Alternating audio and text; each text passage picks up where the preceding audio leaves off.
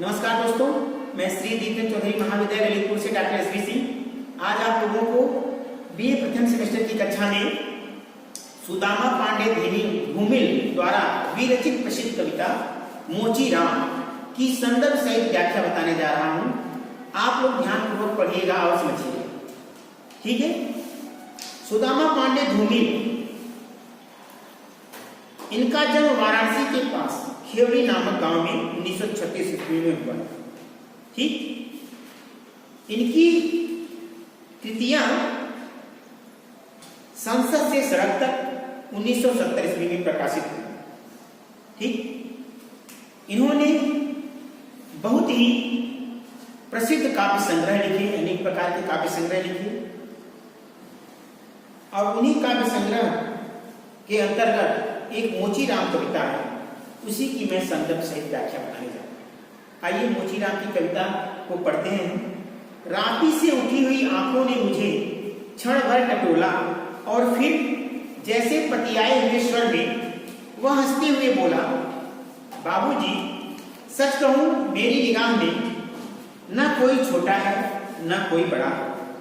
मेरे लिए हर आदमी एक जोड़ी जूता है जो मेरे सामने मरम्मत के लिए खड़ा, ठीक है।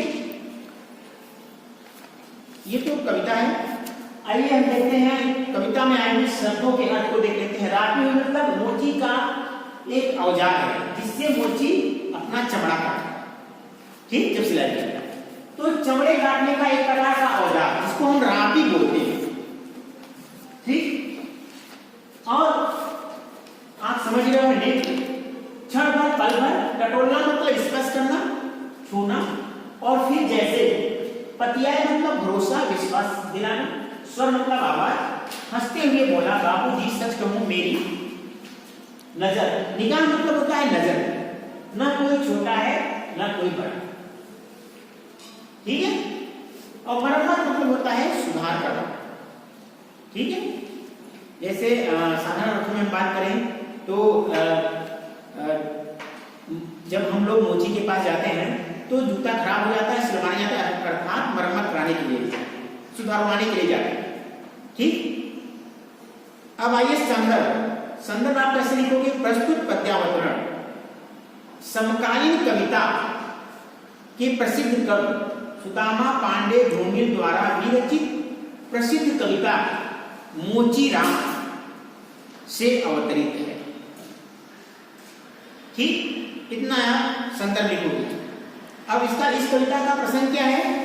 प्रसंग कवि कहता है कि एक मोची जो चमड़ों के जूतों की मरम्मत का काम करता है,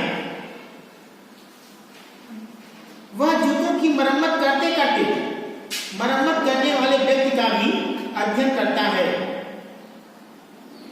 ठीक। उसका ही उल्लेख इस काव्यांश में करता है, ठीक है ना, समझ गए। अब व्याख्या देखते हैं। कवि कहता है कि मोची राम रापी से जूते की मरम्मत का कार्य कर रहा था। मोची राम मतलब एक मोची का नाम है, मोची राम नाम है, ठीक। मोची राम जूते की मरम्मत का कार्य कर रहा था। जैसे ही मैंने यानी स्वयं कवि ने, जैसे ही मैंने स्वयं कवि ने उससे अपने जूतों की मरम्मत करने के लिए कहा तो उसने अपनी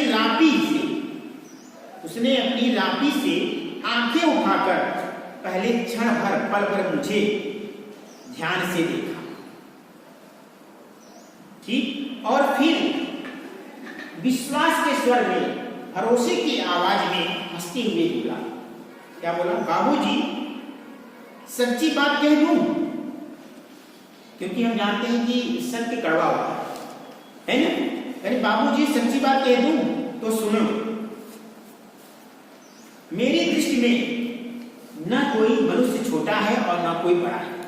मेरे पास पूंजीपति भी आते हैं, निर्धन भी आते हैं जूते की मरम्मत कराने के लिए। कहना ये चाह रहा है कर, यही मोची सीख दे रहा है कि मेरे पास पूंजीपति वर्ग के भी लोग आते हैं और निर्धन वर्ग के भी लोग आते हैं। तो मेरे दृष्टि में, मेरी निगाह में, मेरी नजर में ना कोई छोटा है और ना कोई बड़ा है। मेरी दृष्टि में सभी समान है। इस संसार में मेरी दृष्टि में सभी मनुष्य समान है। ये कहने का तात्पर्य, ठीक। मेरी दृष्टि में कोई भी क्यों ना हो, जो भी मेरे सामने अपने जूतों की मरम्मत कराने के लिए खड़ा होता है, ठीक, खड़ा होता है, वह एक जोड़ी जूता ही है, चाहे पूंजीपति ही आया। कहने का तात्पर्य क्या है, जो जूता सिलवाने आया है, चाहे पूंजीपति वर्ग चाहे निर्धन वर्ग, उसको मैं एक जोड़ी जूता ही समझता हूं। आप कुछ भी हो, मैं एक जोड़ी जूता ही समझता हूं, ठीक। भाव यह है कि मुझे किसी व्यक्ति के छोटे बड़े होने से क्या मतलब, मुझे क्या मालूम कि आप पूंजीपति वर्ग किसके हो, संपन्न वर्ग से हो, राजा हो, रंक हो, प्रजा हो, जनता हो, मुझे क्या। मैं तो अपने कर्तव्य में लगा हूं और मेरी नजर में सभी मनुष्य, सभी लोग समान हैं, ठीक। मैं सभी को एक जोड़ी जूता ही समझता हूं, क्योंकि मेरे व्यवसाय में किसका महत्व है, जूते का ही महत्व है। कहने का तात्पर्य है कि मोची कह रहा है कि जो मेरा व्यवसाय है, सबसे बड़ा महत्व तो मैं अपने व्यवसाय को ही मानता हूं, यार अर्थात व्यवसाय जूते की ही मानता हूं। सबसे बड़ा धन इस संसार में कोई धन है मोची के लिए तो उसका जूता ही है, ठीक। अतः हर मरम्मत कराने वाले का मूल्य एक जोड़ी जूते से अधिक नहीं है। कह दी बात अपनी। अतः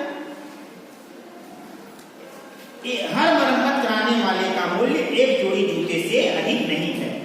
गरीब भी एक जोड़ी जूते की मरम्मत करवाता है।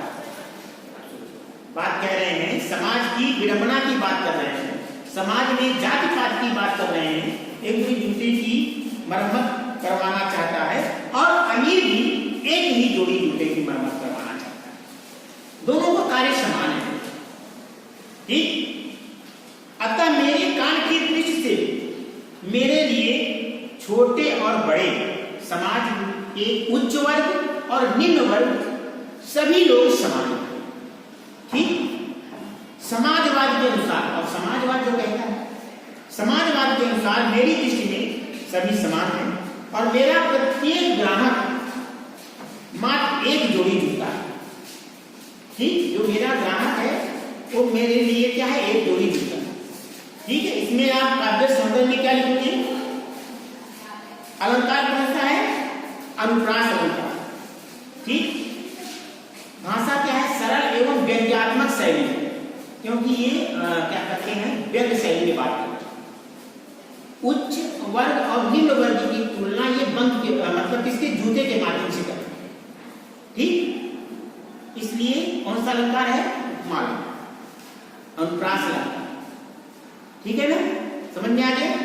आप लोग इसी तरह की व्याख्या लिखा करें, ठीक है। आज के लिए इतना ही। उम्मीद करता हूं मैंने आपको जो सुदामा पांडे ढोंगिल द्वारा विरचित प्रसिद्ध कविता मोचीराम की संदर्भ सहित व्याख्या बताई, वह आपको अच्छी तरह से समझ में आ गई होगी। बहुत बहुत धन्यवाद।